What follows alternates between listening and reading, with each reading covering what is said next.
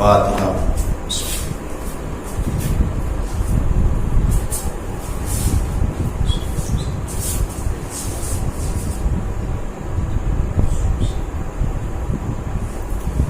لا حول ولا قوة الا باللہ العلی العظیم۔ اعوذ باللہ من الشیطان اللعین الرجیم۔ بسم اللہ الرحمن الرحیم۔ الحمد للہ رب العالمین، الصلاۃ والسلام تحیۃ والاکرام علی النبی الامی المکی المدنی القرشی الہاشمی المطلبی السراج المضیء الکوكب الدری صاحب وقار والسکینہ المدفون بأرض المدینہ علی العبد رسول المعید النبی الممجد ابی القاسم محمد اللهم صل علی محمد وعلى آل بیتہ الطیبین الطاہرین المعصومین المظلومین ولعنۃ اللہ علی اعدائهم اجمعین من الآن الى قیام یوم الدین۔ اما بعد فقد قال اللہ تعالی فی محکم کتابہ ومتقن خطابہ، بسم اللہ الرحمن الرحیم، فلا تقل لهما اف۔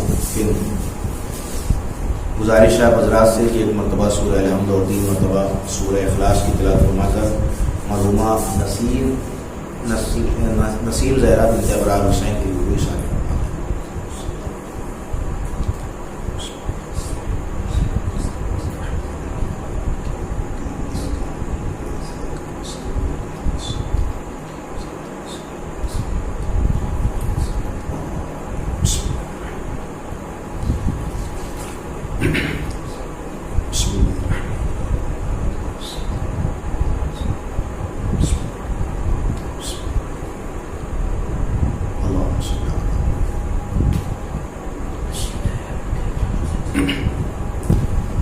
ناظرین کرام، جس آیہ وافی ہدایہ کو آپ کے سامنے سرنامہ کلام قرار دیا گیا، قرآن کریم کی بڑی ہی مشہور و معروف آیہ کریمہ ہے، جس میں اللہ اپنے بندوں کی طرف مخاطب ہو کے ایک عجیب پیغام دے رہا ہے، اور یہ چھوٹی سی آیت کا ٹکڑا والدین کی ایک بہت بڑی عظمت کو ظاہر کر رہا ہے۔ قرآن کہہ رہا ہے کہ والدین جب بھی جس حالت میں بھی تمہیں بلائیں، تمہیں آواز دیں، فلا تقل لهما اف، کبھی ان کو اف نہ کہو۔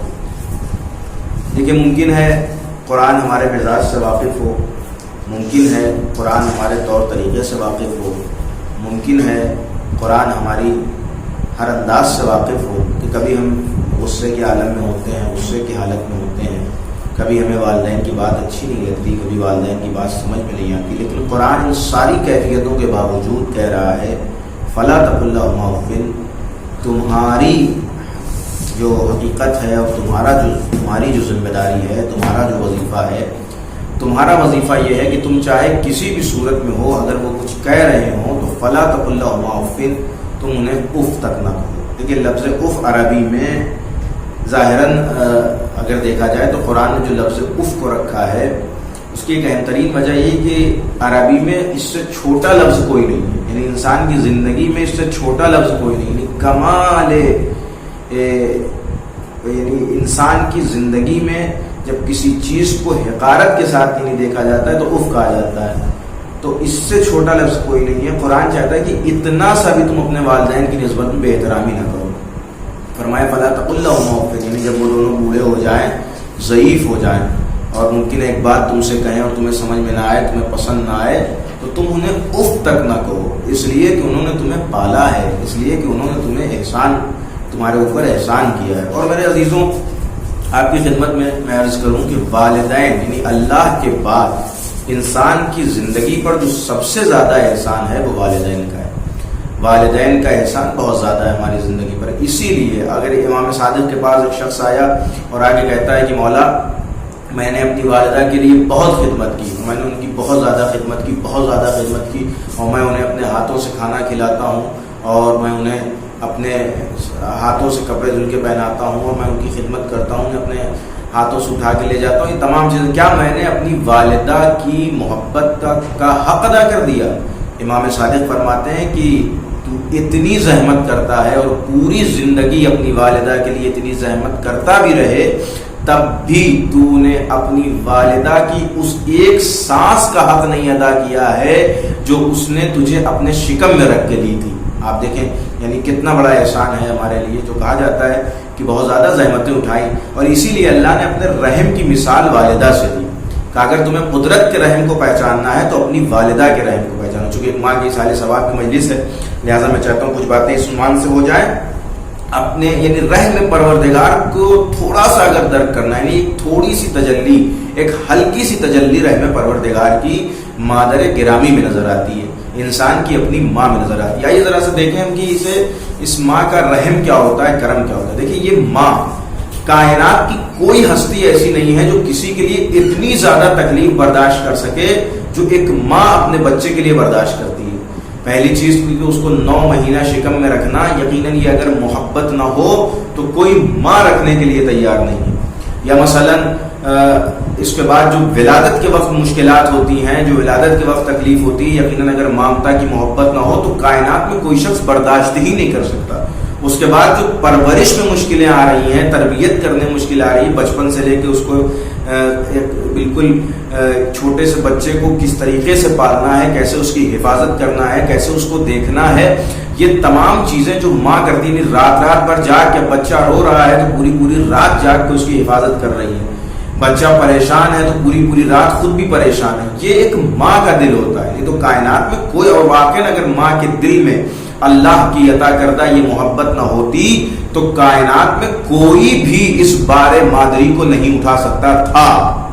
آپ کی خدمت میں عرض کروں میرے عزیزوں، اسی لیے کسی نبی کے دور کا واقعہ ہے کہ امام نے نبی کو دکھایا گیا، کسی بندے نے پوچھا کہ ماں کی محبت کیا ہوتی، ماں کی ممتا کیا ہوتی، یا حکایت ہے ظاہراً، دکھایا گیا کہ ایک ماں تھی کہ جو کھانا پکا رہی تھی، روٹی لگا رہی تھی چولہے کے اوپر، اور بچہ تھا کہ بار بار ماں کو آگے پریشان کر رہا ہے۔ کبھی آپ سوچیں اس وقت کیسا ماحول ہوتا تھا جب ایک چولہے کے پاس ایک عورت کھانا پکا رہی ہو، کتنی گرمی اور شدید گرمی میں اور سخت ایسے ماحول میں ایک بچہ بار بار پریشان کر رہا ہے، لیکن اس کو پیار سے کبھی ادھر بہلا دیتی ہے، کبھی کوئی کھلونا ادھر پھینک کے اس کو ادھر بہلا دیتی ہے اور وہ اپنا کام کر رہی ہے، یعنی وہ اپنے کام میں، پھر بچہ آگے پریشان کر رہا ہے، لیکن چاہتی ہے کہ اس بچے کو آگ سے دور رکھا جائے، اس بچے کو کسی صورت سے آگ لگ نہ جائے، اپنے پریشانیاں سہ رہی ہے لیکن اس بچے کو اس آگ سے دور رکھتی ہے۔ لیکن ایک مرتبہ قدرت نے کہا دیکھنا چاہتے ہو ماں کی محبت کیا ہوتی ہے، ایک مرتبہ اس کے دل سے مامتا کو نکالا، جیسے ہی مامتا کو نکالا، اب تعریف کرتے وہ بچہ جیسے ہی ہے اس نے اٹھا کے اس کو اسی چولہے کے پاس رکھ دیا تاکہ وہ جل جائے اس سے۔ دیکھیے یہ ماں کی محبت ایسی ہوتی ہے کہ اپنے خود زحمت اٹھا سکتی ہے، یہ ایک امتحان تھا، اپنے خود زحمت اٹھا سکتی ہے لیکن اپنی اولاد کے اوپر کوئی آنچ نہیں آنے دیتی، اپنے اولاد کے اوپر کوئی مشکل نہیں آنے دیتی۔ یہ ایک رحم تھا۔ امام فرماتے ہیں کہ ہم تم سے ایک ماں سے 70 گنا زیادہ رحم کرتے ہیں، ہم تم سے ایک ماں سے 70 زیادہ گنا محبت کرتے ہیں۔ یہ ایک ماں کی محبت ہے جس کو بھی درک کرنے سے آدمی قاصر ہے، یہ ایک ماں کی محبت ہے جس کو آدمی بھی درک نہیں کر سکتا، اور چل جائے کہ وہ امام کہ جو ایک ماں سے بھی 70 زیادہ گنا محبت کر رہا ہو، اور پھر چل جائے کہ وہ خدا کے جو خود خالق نفس انسان ہو، جو خود خالق انسان ہو۔ میرے عزیزان گرامی آپ دیکھیں اس جملے پہ غور کریں، اسی یہی وجہ ہے کہ باقاعدہ علامہ بحر العلوم نے لکھا کہ امام زمان عجل اللہ فرجہ الشریف کو جب دیکھا گیا تو سرداب میں امام دعا کر رہے تھے، پروردگار میرے شیعوں کو بخش دے، میں جانتا ہوں کہ میرا شیعہ گناہ گار ہے، میں جانتا ہوں میرا شیعہ گناہ کرتا ہے، لیکن میرے پروردگار میرا شیعہ میری شفاعت کے بھروسے پہ گناہ کرتا ہے، میرے پروردگار میرا شیعہ میری محبت کے بھروسے پہ گناہ کرتا ہے، لہذا تو میری نیکیوں میں سے اسے کچھ اجر دے دے اور اس کے گناہ کو بخش دے۔ آپ دیکھیں ہم شاید اپنے تصور میں بھی امام زمان کو 15 شعبان سے پہلے نہ لاتے ہوں، آج ہم میں سے بعض ایسے ہیں کہ شاید انہوں نے پورے سال میں امام زمان کو اگر ایک دن یاد کیا تو وہ 15 شعبان ہوتی ہے، یا بہت زیادہ اگر کسی نے یاد کر لیا تو جمعے کے دن یاد کرے، لیکن علماء فرماتے ہیں حدیث کا مفہوم ہے کہ ہمارا امام ایک لحظے بھی ہم سے غافل نہیں ہے۔ امام نے فرمایا تھا، امام زمان رضی اللہ عنہ شریف نے، کہ اگر ہم ایک لحظے کے لیے بھی تم سے غافل ہو جائیں تو نہ جانے کتنی بلائیں تمہارے اوپر پڑ جائیں اور تم انہیں درک نہیں کر پاؤ۔ اس لیے کسی نے کہا کہ ہٹ جائیں اگر امام زمان درمیان سے لاکھوں بلائیں ٹوٹ پڑے آسمان سے، تو یہ اس امام کا کرم، یہ اس امام کی شفقت ہے جو ایک ماں سے 70 زیادہ گنا محبت کرنے والا ہے۔ ابھی ہم ماں کی محبت کو نہیں درک کر پا رہے ہیں کہ ماں ہم سے کتنی محبت کرتی ہے۔ میرے عزیزوں آپ دیکھیں کائنات میں کوئی بھی ہو، انسان سے اگر اس کا لگاؤ ختم ہو جاتا ہے یا انسان اس کے کام نہیں آتا رہتا تو وہ انسان سے کنارہ کش ہو جاتا ہے، وہ انسان کو چھوڑنے کے لیے مجبور ہو جاتا ہے۔ آپ اگر درک کرنا چاہیں تو دیکھ سکتے ہیں ایک وقت ایسا آتا ہے انسان کے اوپر کہ شاید سب اس کا ساتھ چھوڑنے کے لیے تیار ہو جائیں۔ یا آپ دیکھیں کوئی مثلا چوری اگر کرتا ہے، کوئی مثال کے طور پر چوری کرتا ہے تو جیسے ہی وہ چوری کر کے جاتا ہے تو ایک بڑے سے بڑے رشتہ دار، قریبی سے قریبی رشتہ دار اس سے تعلق توڑنے کے لیے مجبور ہو جاتے ہیں، کہتے ہیں کہ نہیں ہمارا اس سے کوئی تعلق نہیں ہے. کیوں؟ اس لیے کہ اس نے ایسا گناہ کیا ہے کہ جس سے وہ سماج میں بدنام ہو گیا ہے، اور رشتہ دار اس کو چھوڑنا چاہتے ہیں، بھائی اس کو چھوڑ دیتے ہیں، اور ممکن ہے ایک لمحے میں اگر وہ بہت زیادہ بڑا گناہ گار ہو جائے تو باپ بھی اسے چھوڑتا ہوا نظر آئے. یہ معاشرہ ہے، آپ دیکھ سکتے ہیں معاشرے میں مثالیں موجود ہیں کہ باپ بھی اسے ترک کرتا ہوا نظر آئے، نہیں بھائی یہ میرا بیٹا نہیں ہے، میں اسے آپ کرتا ہوں. تو ایک مرحلہ انسان کی زندگی میں ایسا بھی آ جاتا ہے کہ جب باپ بھی ترک، لیکن اس موقع پہ بھی اگر ایک ماں سے پوچھا جائے کہ اب بھی تمہارے بچے کے بارے میں تمہاری کیا رائے ہے، تو شاید وہ کوئی تعویل تلاش کرے اپنے بچے کے لیے. یعنی جب پورا سماج، پورے رشتہ دار، پورا معاشرہ چھوڑ دیتا ہے تب بھی وہ ماں اپنے بچے کو چھوڑنا گوارا نہیں کرتی. یہ سماج کی آپ دیکھ سکتے ہیں کہ کتنی محبت ہوگی اس وقت اپنے ماں کو اپنے بیٹے سے، کہ جب سب کوئی، سب انسان، سب سماج، سب رشتہ دار، سب اس کے عزیز و اقارب چھوڑنے کے لیے مجبور ہے، لیکن ماں نہیں چھوڑنی چاہیے. اور میرا عزیز ایک جملہ ہے، لیکن انسان کے اوپر ایک وقت ایسا بھی آتا ہے جب اس کی ماں اسے چھوڑ دیتی ہے. وہ کب آتا ہے؟ کہ جب وہ مر کر اس دنیا سے جانے لگتا ہے. تو اب وہ ماں بھی ہے، اگر ماں کے سامنے مرا ہے، روئے گی، بلکے گی، تڑپے گی، لیکن وقت اس کے اوپر آ جاتا ہے کہ وہ جسم انسان کو چھوڑ دیتی ہے. یہ ماں ہے میرے عزیزوں، جہاں جس نے اس وقت بھی ساتھ دیا کہ جب کسی نے ساتھ نہیں دیا، پورے عزیز و اقارب نے، بھائی نے، باپ نے، سب نے چھوڑ دیا تھا، لیکن اس وقت ماں چھوڑنے کے لیے تیار نہیں تھی. لیکن آج ایک ایسا وقت آیا کہ جب انسان کو اس کی ماں نے بھی چھوڑ دیا، تب بھی میرے عزیزوں اللہ نے انسان کو بے سایہ مادر نہیں رکھا، بلکہ جب انسان کو قبر کے حوالے کیا تو یہ قبر بھی، یہ زمین بھی کوئی اور نہیں تھی، یہ وہی مادر گیتی تھی کہ جس کا اول وجود سے ہمارا وجود آراستہ ہوا. اس نے اپنی باہیں پھیلا دی اور کہا آ میرے لال میری آغوش میں آ جائے. اس لیے کہ اگر یہ ہماری ماں جو ہمیں وجود دے رہی، اس سے پہلے ہمارا وجود مادر گیتی سے. حضرت آدم کے بارے میں یہی کہا جاتا ہے کہ ان کی خلقت، ان کی آدم بن تراب جو کہا جاتا ہے، یعنی حضرت آدم کی خلقت جو تراب سے ہوئی، اس لیے کہ خلقت ہماری اسی سے، یعنی ہمارے وجود کی اصلیت کی درپئی ہمیں ہماری مادریں کہتی. تو میرے عزیزوں اس کو بھی ماں کے لقب سے نوازا گیا. کیوں؟ اس لیے کہ جب سب نے ساتھ چھوڑ دیا اس وقت اس مادر گیتی نے ہمیں سب بڑھ کے سہارا دیا.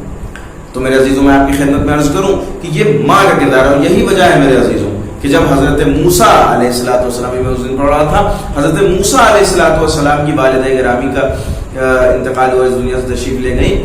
تو حضرت موسیٰ کو طور پہ گئے اللہ سے خطاب کرنے کے لیے. کچھ دن بعد پہلی مرتبہ اللہ کو آواز دی، کوئی جواب نہیں آیا. دوسری مرتبہ آواز دی، کوئی جواب نہیں. تیسری مرتبہ حضرت موسیٰ نے کہا پروردگار تو میرا ایک ہی بار میں جواب دے دیتا تھا، میری حاجتوں کو حل کرتا تھا، میری مشکلوں کو دور کرتا تھا، آخر آج کیا وجہ ہو گئی کہ تو مجھے کوئی جواب دینے کے لیے آمادہ نہیں؟ آواز غیبی آئی کہ موسیٰ اب تم سنبھل کے قدم رکھنا، اس لیے کہ وہ ماں جو تمہارے حق میں دعا کرتی تھی اب وہ دنیا میں نہیں رہی.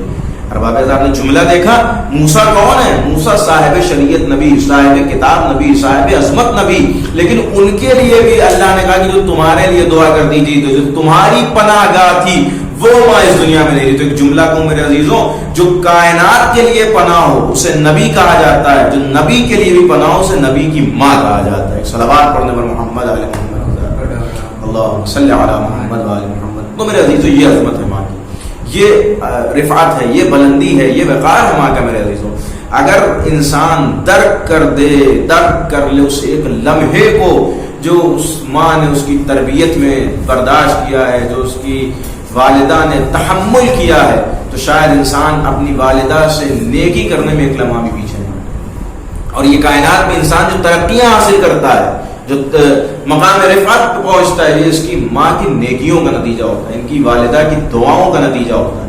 اگر والدہ کی دعا کسی حق میں کر رہا ہے، اسی لیے امام معصوم کے پاس ایک شخص آیا، نبی کے پاس ایک شخص آیا اور آگے کہتا ہے یا نبی اللہ، میں نے منت مانی تھی کہ اگر میرا یہ کام ہو گیا تو میں جنت کے دروازے کو بوسہ دوں گا. اب آپ دیکھیں کیسے لوگ منت مانتے تھے. آج کے دور والے تھوڑی، اس دور میں بھی ایسی منت ماننے والے تھے کہ میں جنت کے دروازے کو بوسا. بھروسہ ہے نہیں ابھی کہ پتہ نہیں جنت میں جائیں گے کہ نہیں جائیں گے، اور وہاں منت مانی جا رہی ہے کہ ہم جنت کے دروازے کو بوسا دیں گے. لیکن نبی نے بھی اسے خالی نہیں پلٹایا، اس لیے کہ جب نبی کے دروازے سے خالی پلٹ جائے ممکن ہی نہیں. تو نبی کے پاس آیا تو کہا کہ میں نے منت مانی تھی کہ میں جنت کے دروازے کو بوسا دوں گا. نبی نے کہا جا اپنی ماں کے قدموں کا بوسا دے دے. غور کیجیے گا، کہا اپنی ماں کے قدموں کا بوسا دے دے. توجہ کیا آپ نے؟ یعنی یہ ماں کی عظمت ہے کہ جو جنت کے دروازے کو بوسا دینا چاہتا ہے وہ اپنی ماں کے قدموں کا بوسا دے دے. کہا جاؤ اپنی ماں کے قدموں کا بوسہ دے دو. تو اس نے کہا کہ میری ماں تو اس دنیا میں ہے نہیں. تو نبی نے پھر بھی مایوس نہیں کیا, کہا اگر تمہاری ماں اس دنیا میں نہیں ہے تو جاؤ اس کی قبر کا بوسہ دے دو. بہت توجہ دیکھیے, عظمت دیکھیے جناب پیغمبر جو فرما رہے ہیں ماں کے لیے کہ جنت کا بوسہ دینا چاہتے ہو تو اپنی ماں کے قدموں کا بوسہ دو. جنت کا دروازہ ماں کے قدموں کا بوسہ دو. اگر ماں موجود نہیں ہے تو جاؤ اس کی قبر بناؤ, اس کی قبر پہ جاؤ, اس کی قبر کا بوسہ دو. لیکن امام فرمان نبی اس نے کہا کہ یا نبی اللہ مجھے اپنے والدین کی قبر کا بھی نہیں پتا ہے. کہ جاؤ قبر کے ایک صحرا پہ جاؤ اور وہاں اپنی والدہ کی قبر کی شبیہ بناؤ, یعنی ایسے ایک لکیر کھینچو اور اس کا بوسہ دے دو. میں کہوں گا یا نبی اللہ ذرا سنبھل کے کہیے, کہیں ایسا نہ ہو کہ صحابیوں کے ہجوم میں کوئی وہابی بھی ہو اور کہتے یا نبی اللہ شبیہ کیوں بنوا رہے ہیں, شبیہ بنوانا تو بدعت ہے. رسول نے اسی لیے پہلے شبیہ بنائے. جب ایک عام ماں کے مزار کی شبیہ بن سکتی ہے تو وہ ماں جس کے لیے نبی کہیں الفاطمۃ ام ابیہا, فاطمہ کے مزار کی شبیہ کیوں نہیں بن سکتی؟ تو میرے عزیزوں, اور یہیں پہ رسول نے پیغام دیا کہ جب تم اپنی ماں کی قبر کا بوسہ دے سکتے ہو تو اس بی بی کی قبر کا بوسہ کیوں نہیں دیا جا سکتا جو فاطمہ تو ام ابیہا ہے. غور کیا میرے عزیزوں آپ نے, یہ عظمت ہے ماں کی. اور میرے عزیزوں اگر کوئی اس سے بڑا لفظ ہوتا تو رسول بی بی کی شان میں کہہ دیتے. رسول نے فرمایا الفاطمہ تو ام ابیہا, فاطمہ اپنے بابا کی ماں. دیکھیں یہ ساری عظمتیں اس ماں کے لیے ہے جو اپنے بیٹوں کی ماں ہو. غور کیا آپ نے میرے عزیزوں, جو ایک بیٹے کی ماں ہو اس کے لیے عظمت. تو سوچے جو ایسے بیٹے کے جو والد جو جنت کے سردار ہیں ان کی ماں ہو اور پھر اس کی عظمت کے لیے یہ کہا جائے کہ الفاطمہ تو ام ابیہا, فاطمہ اپنے باپ کی بھی ماں ہے. تو میرے عزیزوں یہ مقام ہے, یہ رتبہ ہے. میں ایک واقعہ آپ کے سامنے اور پیش کروں, اس کے بعد آپ کی زحمتوں کو تمام کرتا ہوں. حضرت موسیٰ علیہ السلام کے دور کا واقعہ ہے. حضرت موسیٰ علیہ السلام نے فرمایا کہ یا نبی اللہ بتا میرا جنت میں پڑوسی کون ہو؟ تو اللہ نے کہا کہ جاؤ فلاں مقام پہ جانا, ایک شخص ملے گا, اس کے گھر مہمان ہونا, تمہیں پتہ چل جائے گا کہ وہ تمہارا پڑوسی ہے اور کس وجہ سے وہ تمہارا پڑوسی ہے. البتہ بعض لوگوں نے حضرت عیسیٰ کے حوالے سے یہ واقعہ لکھا پیرا. تو گئے حضرت موسیٰ وہاں پہ, اور جانے کے بعد گئے اس جہاں پہ اللہ نے راستہ بتایا تھا کہ یہاں چلے جانا, یہاں چلے جانا. وہ صحرا سے ہوتے ہوئے اس منزل پہ پہنچے تو دیکھا کہ ایک شخص ہے کہ جو لکڑہارا ہے. اس سے ملاقات ہوئی, اس سے ملاقات کی. اس کے بعد پھر اس نے کہا کہ حضرت موسیٰ نے اس سے کہا کہ کیا تم اپنے گھر میں مہمان نہیں چاہتے ہو؟ اس نے کہا کیوں نہیں, میں مہمان چاہتا ہوں. تو کہا چلو مجھے مہمان کر لو اپنے گھر میں. حضرت موسیٰ اس کے مہمان ہو گئے اور حضرت موسیٰ اس کے ساتھ اس کے گھر چلے گئے. جیسے ہی حضرت موسیٰ اس کے ساتھ اس کے گھر گئے, اب حضرت موسیٰ دیکھ رہے ہیں, چونکہ پتا ہے حضرت موسیٰ کو کہ اللہ نے کہا کہ یہ جنت میں تمہارا پڑوسی ہے, تمہارے ساتھ رہنے والا ہے. موسیٰ جیسے نبی کے ساتھ رہنے والا ہے جنت میں. اب موسیٰ اس عمل کی تلاش میں ہے کہ کس عمل کی وجہ سے وہ جنت میں موسیٰ کا پڑوسی ہو رہا ہے. دیکھیے میرے عزیزوں, عمل اس نیت سے نہیں ہونا چاہیے کہ جنت تو سب کو ملے گی انشاءاللہ. جو اہل بیت کے چاہنے والے ہیں وہ جنت میں جائیں گے, لیکن جنت میں بھی جانے کے بعد ایسی جنت میں رہنے سے کیا فائدہ جہاں اہل بیت کی زیارت سالوں بعد نصیب ہو. اس لیے کہ جنت کے بارے میں ملتا ہے کہ جنت میں ایسے افراد بھی ہوں گے جو اہل بیت کی زیارت جنت میں سال میں ایک بار کر پائیں گے, جو ایسے ہوں گے جو مہینے میں ایک بار کر پائیں گے, کچھ ایسے ہوں گے جو ہفتے میں ایک بار کر پائیں گے, کچھ ایسے ہوں گے کہ جو جنت میں تو ہوں گے لیکن اہل بیت علیہ السلام سے دور ہوں گے. تو ایسی جنت سے کیا فائدہ جہاں میں اہل بیت سے دور ہوں. اسی لیے امام نے فرمایا کہ اگر چاہتے ہو, اچھا بہت سارے اعمال ذکر کیے گئے کہ جس میں خود نبی نے بشارت دی کہ اگر چاہتے ہو جنت میں ہمارے ساتھ رہو, جہاں اہل بیت نے بشارت دی اگر چاہتے ہو جنت میں ہمارے ساتھ رہو تو یہ رہو. انہیں اعمال میں سے ایک اعمال یہ ہے. امام نے فرمایا کہ جو شیعہ ہماری خوشی میں خوش ہوتا ہے, ہمارے غم میں غمناک ہوتا ہے, وہ جنت میں ہمارے ساتھ رہے گا. صرف جنت میں نہیں رہے گا, ہمارے ساتھ رہے گا. تو اہل بیت کے ساتھ رہنا کمال ہے, صرف جنت میں ہونا کمال تھوڑی ہے. جنت میں تو بہت سے لوگ جا سکتے ہیں. تو میرے عزیزوں, حضرت موسیٰ نے کہا کہ دیکھیں یہ کون سا ایسا عمل کرتا ہے جس کی وجہ سے یہ ہمارے ساتھ رہے گا. تو اس نے دیکھا کہ وہ جنگل سے آیا اور اس نے اپنی ساری رکھیوں کو ایک کنارے رکھا, اور رکھنے کے بعد پھر اپنا ہاتھ منہ دھونے کے بعد اور فریش ہونے کے بعد وہ ایک کوٹری کی طرف بڑھا. ایک کوٹری میں ایک مچان تھا, اس مچان میں ایک ٹوکری رکھی تھی. اس نے اس ٹوکری کو اٹھایا, اس ٹوکری کو جیسے اٹھا کے لایا تو اس بڑی سی ٹوکری تھی, اس ٹوکری میں ایک نحیف سی عورت بیٹھی ہوئی تھی. اس نے اس عورت کے ساتھ اس کے بعد اس عورت کا ہاتھ دھلایا, پیر دھلایا, اس کے منہ کو دھلایا, اور دھلانے کے بعد اپنے ہاتھوں سے کھانا بنایا اور اسے اپنے ہاتھوں سے کھانا کھلایا. اور کھانا کھلانے کے بعد پھر اس کے کپڑے وپڑے بدلنے کے بعد اسے پھر اسی طریقے سے رکھ کے اس کو وہیں پہ رکھ دیا.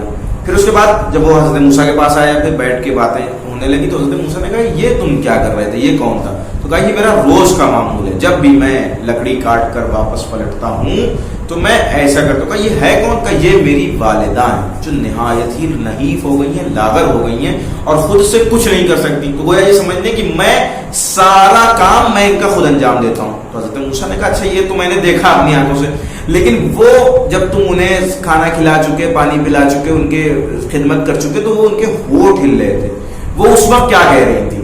کہا جب بھی میں روز یہ کام کرتا ہوں تو وہ میری والدہ مجھے دعا دیتی ہیں. کہ کیا دعا دیتی ہیں؟ کہ وہ یہ دعا دیتی ہیں کہ اللہ تجھے موسیٰ کا پڑوسی قرار دے جنت میں.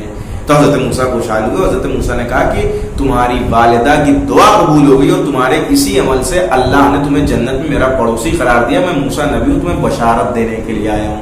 میرے عزیزوں یہ تو تھا واقعہ, بات تمام ہو گئی. لیکن میں جملہ کہوں میرے عزیزوں, موسیٰ نبی نے بشارت دی اس شخص کو کہ تمہاری ماں نے تمہارے لیے دعا کی ہے اس لیے تم جنت میں ہمارے ساتھ رہو گے. میرے عزیزوں میں نہیں جانتا اس آدمی کے اعمال کیسے تھے, لیکن مجھے تاریخ نے اتنا بتایا کہ اگر ایک عام سی ماں اپنے بیٹے کے حق میں دعا کر دے تو وہ بیٹا جنتی ہو سکتا ہے. تو جب ایک عام سی ماں کی دعا میں یہ اثر ہے کہ وہ اپنے بیٹے کو جنتی بنا سکتی ہے, تو جسے حسین کی ماں دعا دے دے اس کا جنت میں کیا مقام ہوگا.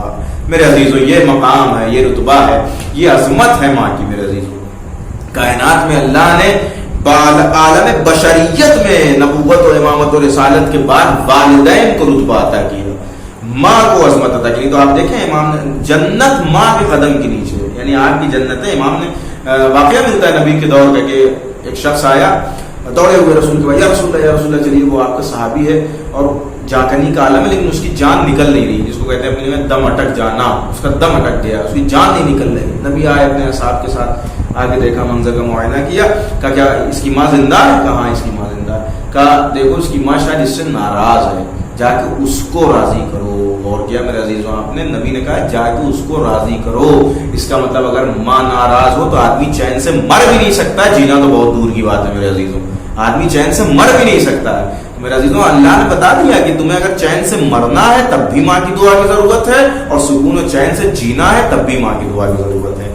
کیسی میرے عزیزوں, اسی لیے میں آپ کی خدمت میں عرض کروں, یہ ماں کا مقام تھا, یہ ماں کا رتبہ تھا. کہ ابھی 2 دن پہلے حج گزرا ہے, یہ ماں کا رتبہ اور ماں کا مقام تھا کہ جس کی یاد کو, جس کی مامتا کی یاد کو اللہ نے اپنے حج کا رکن بنا دیا. عظمت دیکھیں ماں کی آپ, جس کی مامتا کی یاد کو اللہ نے اپنے حج کا رکن بنا دیا. چونکہ 2 دن پہلے کی بات لہٰذا میں عرض کروں, جو حضرات حج کرنے جاتے ہوں گے صفا و مروہ کے درمیان دوڑتے ہوں گے. یہ دوڑنا کیا اللہ نہیں آئے تھے دوڑنے کے لیے؟ نہیں میرے عزیزوں, یہ اسی ماں کی مامتا کی یادگار ہے, جن کا رکن بنا دیا, عبادت بنا دیا. وہ ایک ماں تھی, حضرت اسماعیل کی والدہ تھی, کہ جب حضرت اسماعیل کو پیاس لگی تو وہ ایک پہاڑی سے دوسرے پہاڑ کی طرف اپنے بچے کی پانی کے لیے ادھر سے ادھر جا رہی تھی کہ کہیں پانی میسر ہو جائے, میرے بچے کی جان بچ جائے. یہ مامتا تھی ماں کی. پتا ہے کہ صحرے پر پانی کہاں ملے گا, پتا ہے کہ یہ صحرا ہے یہاں پانی, لیکن کوشش, یہ مامتا مجبور کر رہی تھی جو کوشش کرے.